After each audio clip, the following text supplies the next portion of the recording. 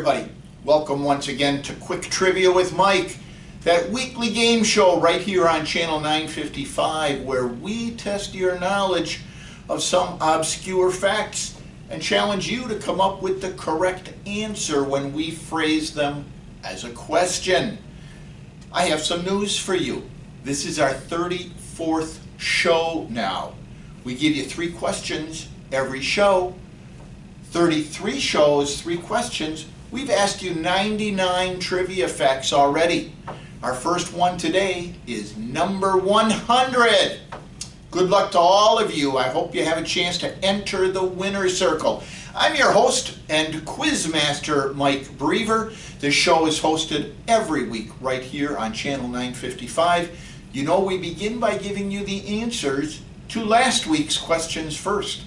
And then we go off on some new questions for this new week. I hope you're having a lot of fun with these. I know we are. Let's get right into last week's questions, shall we? We had a variety of topics that we worked through. Some history and things like that, but once again, let's get right into it. The first one we asked you, we talked a little bit about German society leading up to and during World War II. We talked about the history of their invasions and a little bit about how Hitler rose to power in what was known as the Third Reich. We asked you at the end of that narrative, what was a gift that the government of Germany gave to every newlywed couple upon their wedding day? We had a lot of good answers to that. We had the correct answer, of course, from a couple of people, but one of our guests actually indicated that he thought maybe newlywed couples got a coupon that could be turned in for gifts of appliances, so that the wife didn't have to work. Wife could stay home, could raise children, feed the Third Reich with new offspring. That wasn't the answer. The answer was the government of the Third Reich gave every newlywed couple a copy of Mein Kampf. Mein Kampf, literally translated as My Struggle. Printed in 1925, originally as an autobiographical manifesto by the Nazi leader Adolf Hitler. It was written while he was in prison, actually, because of the Munich beer hall putsch. It really laid out his anti-Semitic theories, his political ideology, and future plans for Germany. The book was first edited by Emil Maurice, and then later by Hitler's deputy minister, Rudolf Hess. I do find it interesting that newlywed couples were given a gift that literally translates as My Struggle. I can tell you, speaking on behalf of my wife and I, our marriage is not a daily struggle, and I'd like to think that for most people, that's a true statement. We enjoy our union every single day, and I'm sure most people do as well. I will tell you, too, that it wasn't just newlywed couples that got a copy of Mein Kampf. Every member of the military was given their own copy of Mein Kampf as well. Why? Well, it did further the propaganda efforts of the Third Reich, but in addition to that, Adolf Hitler had worked out a deal with his publishers. He got 10% of the sales proceeds of every book. Hitler literally became a wealthy man because he convinced, well, actually he was the government. He convinced himself to buy copies of his books and give it to every newlywed couple and also every member of the military. As you can imagine, he made millions of dollars, American dollars actually. It was marks that he got, but you understand. Ironically also, it was originally going to be called Vereinhalb Jahre des Kampfes gegen Lüge, Dummheit und Führheit. or translated 4.5 years of struggle against lies, stupidity, and cowardice.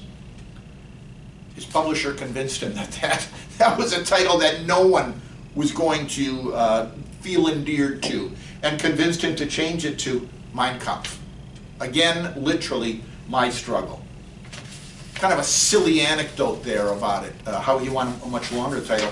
I'll tell you though, there was nothing silly about the Third Reich. A staggering statistic about the Third Reich.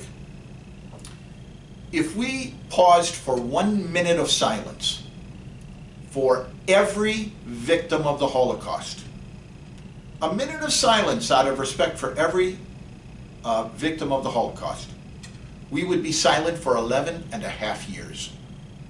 11.5 years. A staggering statistic. So there was nothing funny about the Third Reich.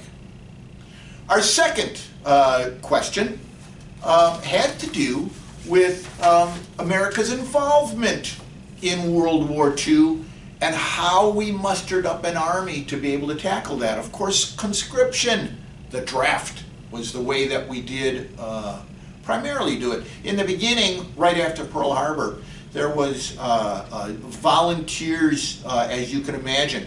Patriotism was really strong in the United States after the attack on Pearl Harbor. But we did use the draft to make sure that the armed forces were supplemented with the proper number of people that we needed to ensure victory. We asked you, what was the salutation on a draft notice that every member of the military received? Kind of ironically, the salutation was greeting.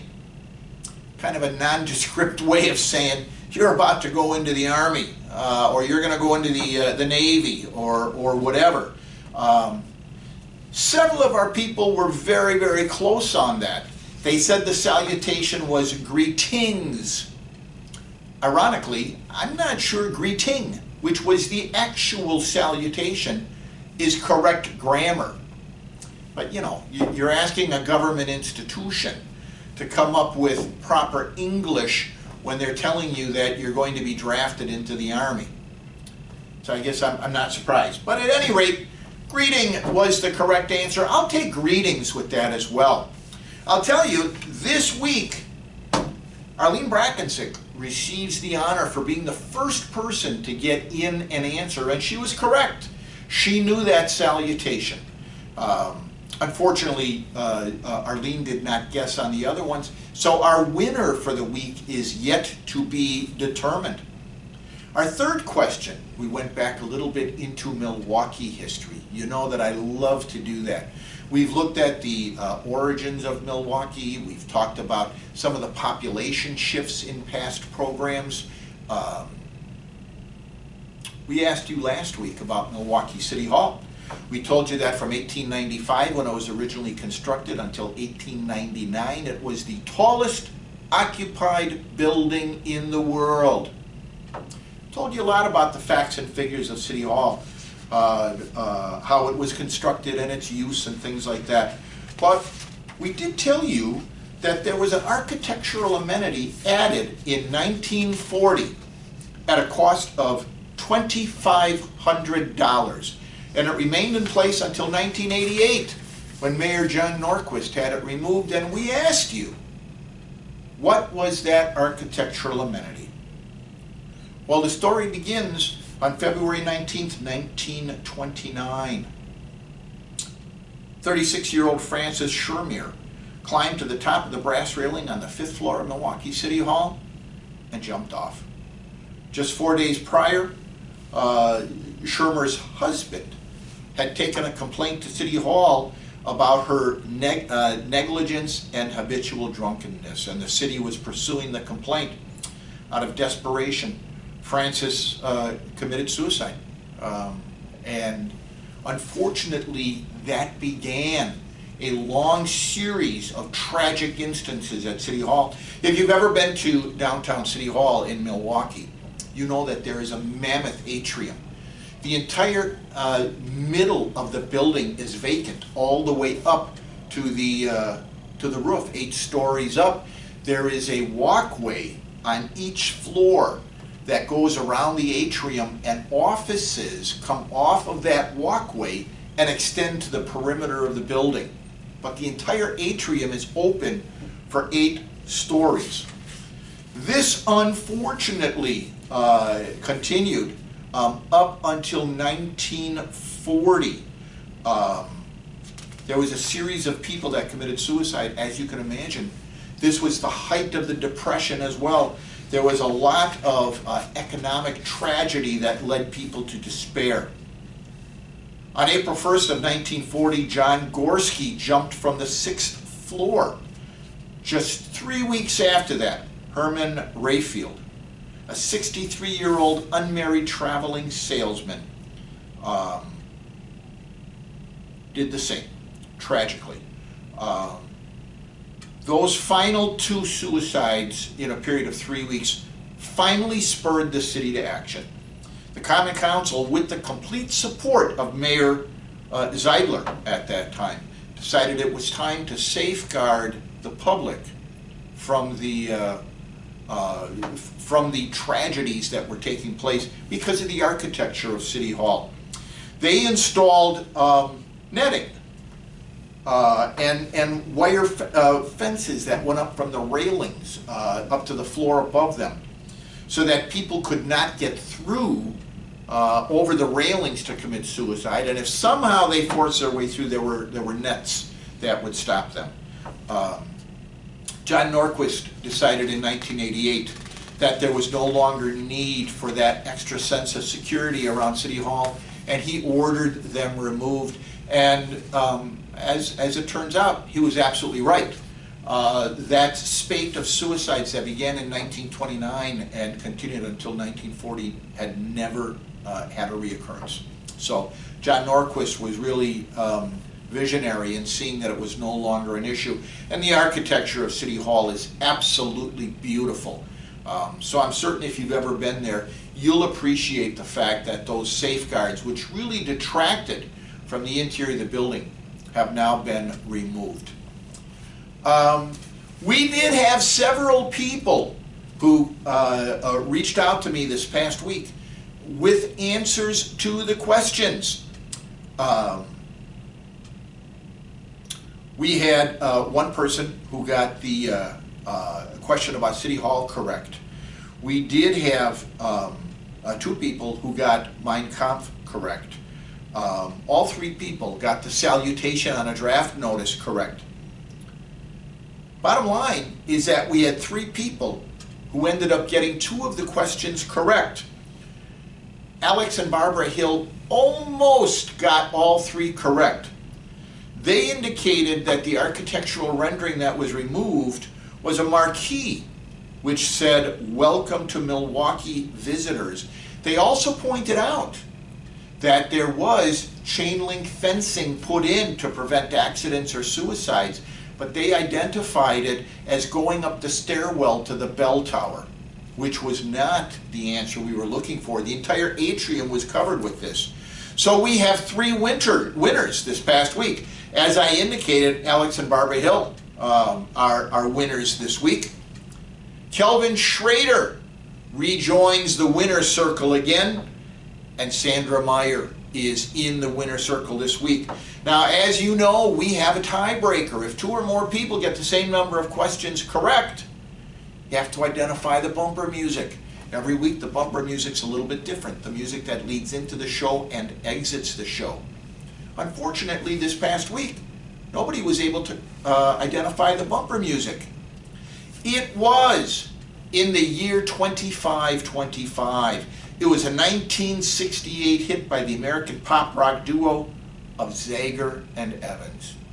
Very popular song in the late 60s. It actually became #1 in the United States, and later it became #1 in the UK as well. Unfortunately, nobody remembers the song because it was their only hit. The only song they wrote and recorded that hit the Billboard charts. So Zager and Evans are noted for one song in the year 2525. No one was able to identify it. In a future show, we're going to have a question about one-hit wonders, and I hope you have fun with it when we get around to it. So there you have it. We do have 3 winners from this show, the Myers, Kelvin Schrader, and the Hills. Congratulations to all of you, and welcome once again to the winner circle here on Quick Trivia with Mike. Now let's get into the new questions for this week. We're going to go off a little bit on fall sports. Wisconsin Badger football we're going to take a look at. And as I mentioned when we started the show tonight, this is our 100th question. So good luck to all of you. And I hope we have a lot of people in the winner circle this year, or this week rather. Wisconsin Badger football. It started in 1896. And it competes in the Football Bowl subdivision, which basically we would probably know it as Division I. It's the one that has all the bowl games and things like that. Wisconsin is one of 26 college football teams to win 700 games or more. It plays in the 4th oldest stadium in college football, Camp Randall. Wonderful, wonderful venue. I myself have been there 3 or 4 times now for Badger football games. There is nothing like it, especially when the 4th quarter comes around. You know, and they play jump around. I'm telling you, the whole stadium rocks. It is a sight to behold. If you ever get a chance, I sincerely encourage you to go. Wisconsin has had 2 Heisman Trophy winners, Alan Amici and more recently, Ron Dane.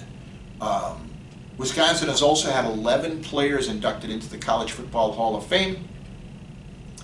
As of October of 2020, the Badgers had an all-time record of 716 wins, 499 losses, and 53 ties. You'll remember that ties were much more prevalent in a bygone era. Now there is a way to break those ties with 5th quarters in college football. And it's actually designed to no longer have ties. But so there you have it. Wisconsin has about 300 more wins than losses over their 130, 120 year history. Lot of other notable things about it. The nickname of the Badgers, you might think it has to do with an animal that's prevalent in Wisconsin. That is actually not correct. In the 1820s and 1830s, there were prospectors that came to the state, primarily looking to mine lead.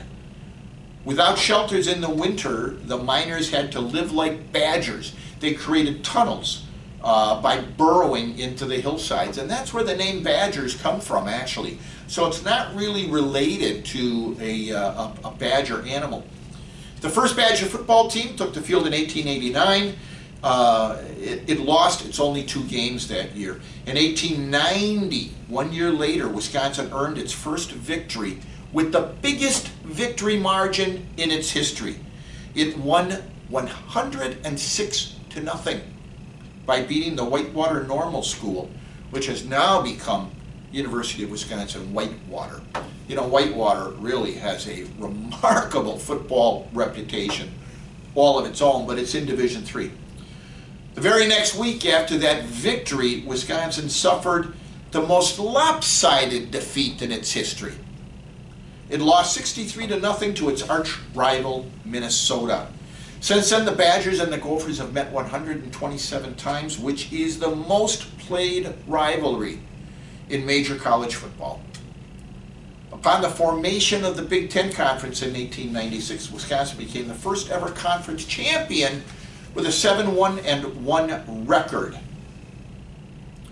Wisconsin actually has won 3 national championships, but none in the modern era.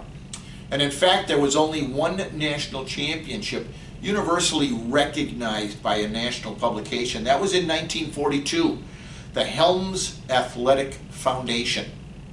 Lesser known publications, though, in 1906 and 1928, specifically the Nutshell Sports Football Ratings and the state's national champions, also declared Wisconsin Badgers the national champion. But again, that didn't have the type of recognition that we have now for a national championship. Wisconsin has won 14 conference championships since that very first year in the Big Ten.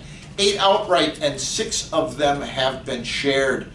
Most of them are in the modern era. Well, not most of them, but 6 of them. 6 of them are in the modern era, primarily under the tutelage of Barry Alvarez and Brett Bielema. Wisconsin also has won 5 division championships. You know that prior to 1911, there was just, all Big Ten teams were in the same division. Since then, with the inclusion of 4 additional teams, Maryland and Rutgers and Penn State and Nebraska, there are now divisions, the East and the West. Wisconsin has won 5 division champions as winners of the West. Previously, it was known as the Leaders Division as well. 2011, 14, 16, 17, and 19. They've been a real powerhouse in the Big Ten for probably the last 25 years or so, maybe 30 years. The Badgers have appeared in 31 bowl games, have a record of 16 wins and 15 losses. The most recent bowl game, of course, was the 2020 Rose Bowl. The Badgers have participated in a bowl game for 18 consecutive seasons now. Wisconsin's overall record in the Big Ten is 387 wins, 375 losses, and 41 ties. Of all the teams that have played in the Big Ten, the Badgers have a winning record against all of them except for 4 teams. And as you can imagine, it's the Ohio State and the Michigan. Michigan State is another one, and Penn State, the newest addition. So those are the 4 that they do not. There is an interesting bit of trivia that goes back to this past week, however. Something that really doesn't happen very often. Graham Mertz started the first game of the season as a redshirt freshman. Starting as a freshman does not happen very often. Graham Mertz, as you know, had a remarkable record-setting day. Started the day with 17 straight completions, the highest passer percentage in Badger history. He also threw 5 touchdown passes, which tied a Badger record. Remarkable. My question to you: when was the last time that a freshman quarterback started the season opener for the Wisconsin Badgers? And who was it? When was the last time that a freshman quarterback started the season opener for the Wisconsin Badgers? And who was it? We're going to move on a little bit. Halloween week. We're going to go into a couple questions about Halloween. We're going to go back into one of the most famous instances involving Halloween history. In 1938, Orson Welles and the Mercury Theater of the Air did a broadcast of H.G. Wells's novel, The War of the Worlds. They adapted it to 1938 society and culture. And they did it in a way that it sounded like a news broadcast, which, as you know, confused the world. Orson Welles was the head of the Mercury Theater of the Air at that time. It was on the Columbia Broadcasting System. The program aired on October 30th, 1938. Orson Welles began with a prologue, which was closely based on the opening of H.G. Wells' novel, again modified for a 1938 time frame. They began the program with an announcement that this was a play, but that was the only time they announced it until intermission, and it was an hour-long program. It sounded like a series of news flashes that broke into a regular entertainment program on CBS Radio Network, the Columbia Broadcasting System, CBS, of course. That's what CBS stands for, Columbia Broadcasting System. The first few news flashes were talking about astronomers noticing an explosion on Mars. Then they talked about an unrelated report about an unusual object falling on a farm in Grover's Mill, New Jersey. The musical program returns briefly, then it gets interrupted again, updating people. The situation escalates when Martians emerge from the cylinder that landed in Grover's Mill and start attacking using a heat ray, which panicked a reporter at the scene who is describing the instances as they occur. Suddenly his audio feed goes abruptly dead. If you weren't listening to the beginning and heard that this was the Mercury Theater of the Air, you're thinking you're listening to a news broadcast. Additional news updates continue. Devastating alien invasion taking place around the country and the futile efforts of the United States military to stop it. It talks about a live report from a Manhattan rooftop as a giant Martian war machine releases clouds of poisonous smoke across the city. The news reporter talks about New Yorkers fleeing and dropping like flies. The smoke inexorably approaches the reporter's destination. He coughs and falls silent. Ultimately, a ham radio operator, something we may talk about in a future show, what's a ham radio operator, is calling, "Is there anyone on the air? Is there anyone?" And there is no response. Only then did the program take its first break. But by then, of course, all holy heck was breaking loose. In fact, police came to the Columbia Broadcasting Studios and came in to find out what in the world was going on, because there were so many people reporting that there were Martians invading Earth, and what were the police going to be doing about it. As in the original novel, the story ends with the discovery that the Martians have been defeated by microbes rather than by humans. As they exited their spacecrafts, they weren't prepared for the types of germs that they encountered on Earth, and they've succumbed to them. In the days after the Mercury Theater production, widespread outrage was expressed in the media. Nevertheless, the episode secured Orson Welles' fame as a dramatist. As you can imagine, this caused quite a stir in society at that time. Orson Welles went on to additional fame with some of the movies that he starred in and produced. But if you ask people about Orson Welles, it's War of the Worlds and its adaptation of H.G. Wells that most people talk about. And again, you know, part of it was because of the great distress that he caused in his radio listeners who didn't understand that this was a dramatization. Your question related to this program. Grover's Mill, New Jersey did not happen by accident as the landing place for the first Martian craft. How did Grover's Mill, New Jersey get selected as the landing place for the first craft? That's our question number one. I'm sorry, our question number two. Our 100th question was about the Wisconsin Badgers. We're going to stay on a Halloween theme for a couple of minutes.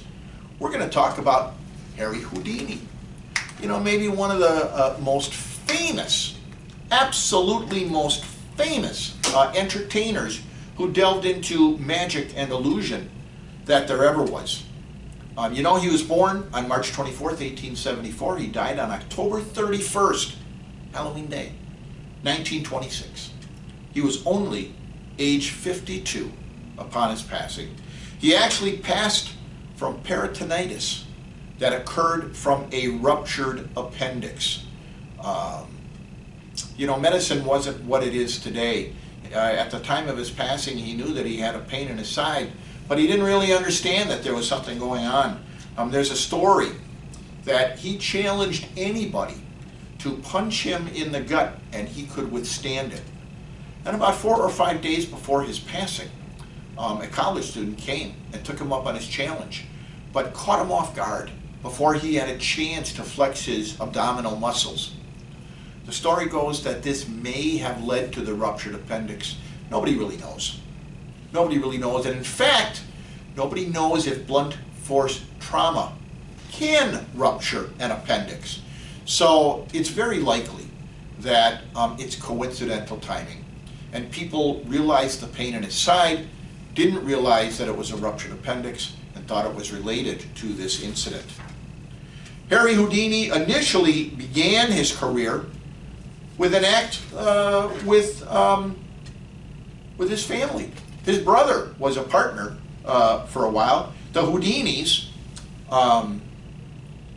his most famous trick was, of course, the upside down from a tank of water trick. After he worked with his brother for many years as the Houdinis, he ended up working with his wife, Bess, as his partner in his act for a long time. He actually was born Eric Weiss. And although he claimed to have been born in Appleton, Wisconsin, he actually was born in Hungary, in Europe.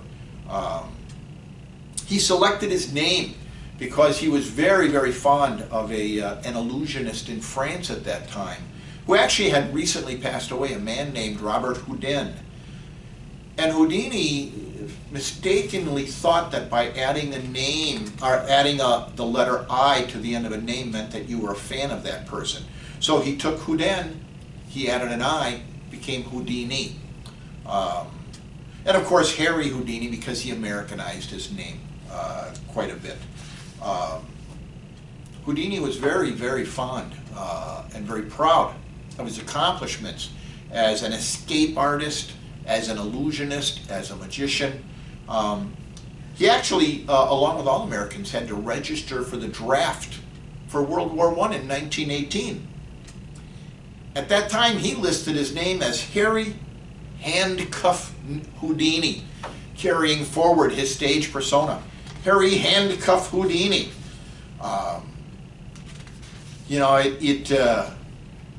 It really kind of tied into the man that he wanted to be. Even before his days as an illusionist, though, he was intrigued with performing. At age 9, he was a trapeze artist, and he was billed as Eric, the Prince of Air. We know that didn't last very long for him, though. And of course, at age 9, he was much smaller. You know, that's kind of the thing that people are looking for in those acts, entertainment acts, when you're that high up in the air. Someone small is easy to catch, etc., etc. Probably one of his most famous acts, however, was when he escaped from the jail cell of Charles Guiteau, the man who killed President James A. Garfield. He actually escaped from the jail cell in 18 minutes. Now, there was a lot of hype about his role as an illusionist, and there was a lot of mystique and mystery about it. He actually was sued one time as being nothing more than a fraud and a fake artist. He went to court, and the judge said, if you can open my safe, I will know that you're not a fraud. So Harry Houdini was excused from court. He went back into the judge's chambers, and in a matter of seconds, he opened up the safe. The case was thrown out of court, and that was the end of it. Turns out, years later, Harry revealed that the absent-minded judge had forgotten to lock his safe. All he had to do was go in there in the cloak of secrecy and open it up, and that was it. But he ended up winning the case. Again, he was a gifted illusionist. His biggest trick was making Jenny, a 5-ton elephant, disappear. Houdini had gotten the trick from his friend Charles Mort. Mort actually performed the trick on a much smaller scale. He worked on a donkey.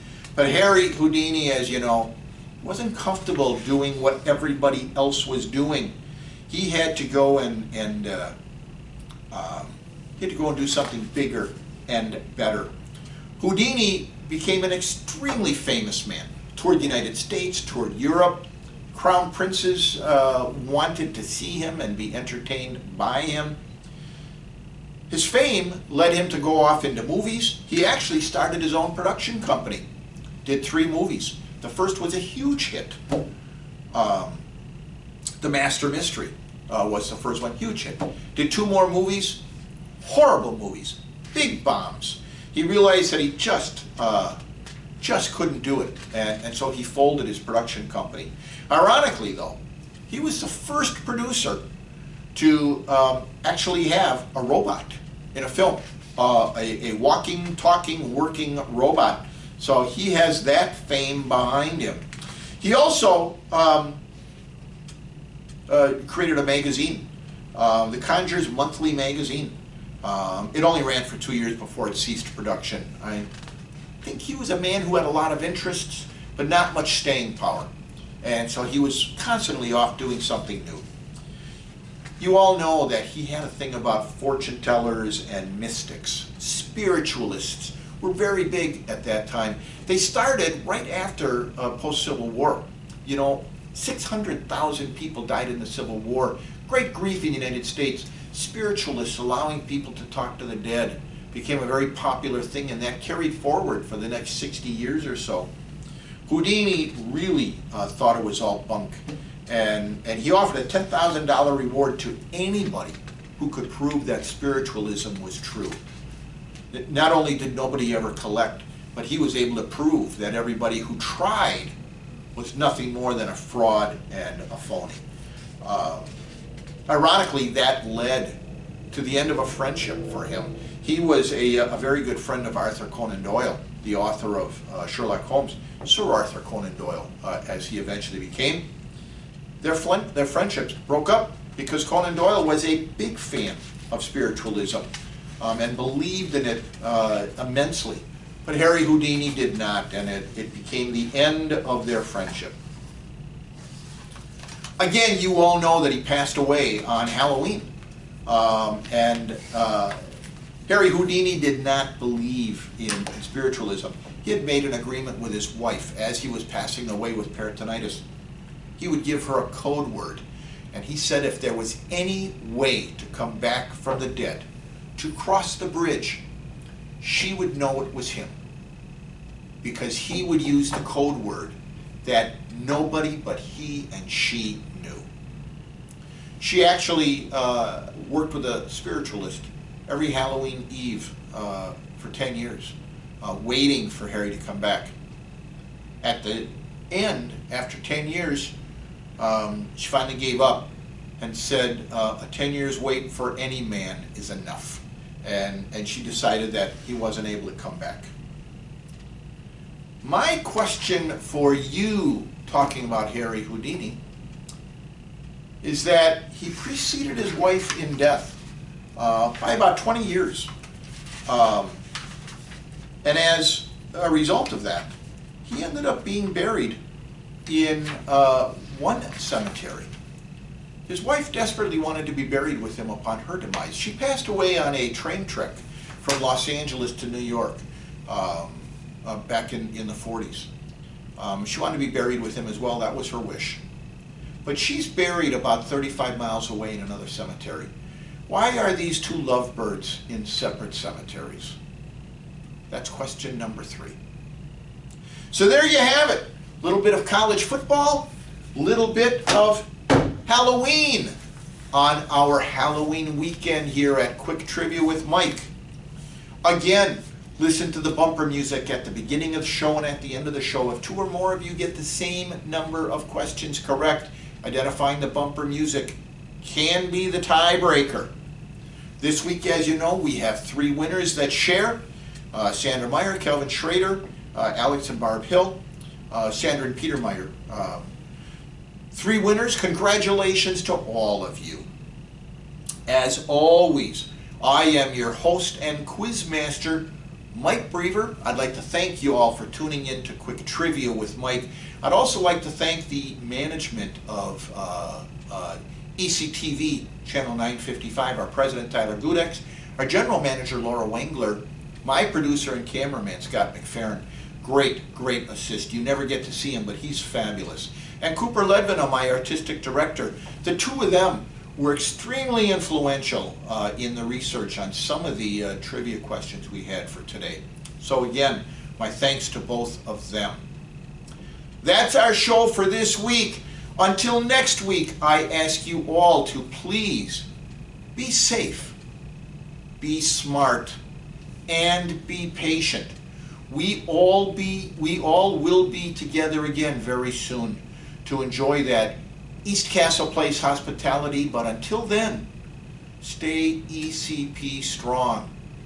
Happy Halloween, everybody. I'll see you next week.